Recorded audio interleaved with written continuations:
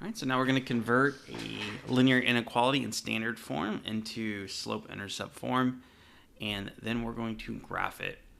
Negative 2x minus 5y is greater than negative 10.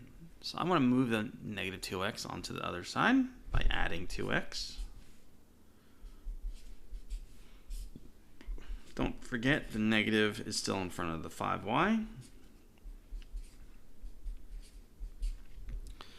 Okay, my next step is I want to undo the coefficient, and so I got to divide, and I want to get rid of the negative and the 5, and so I need to do that to the other side. All right, now let's rewrite this. Now I divided by a negative number, so the difference between this and an equation is that when you divide by a negative number, you have to flip the inequality sign. It comes from a greater than, it's now a less than. My slope comes next, so I divided by negative 5, so this is, the negative's got to come up, 2 over 5x. And then my y-intercept, negative 10 divided by negative 5 is positive 2.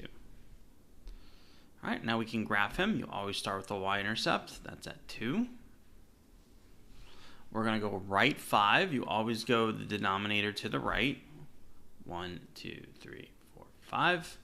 And then we're going to go down because it's a negative, and then the numerator 2. So right 1, 2, 3, 4, 5, down 1, 2. And there's our second point. Now we're going to look at our inequality sign. We can see that there's no solid line on the inequality, so there's no solid line on the graph. And then a less than sign means we're going to shade below. So remember, when we're talking about shading below, you're going to pretend like this is a guy and he's falling. And obviously, if you're falling this way is below. And we've successfully drew a linear inequality from standard form.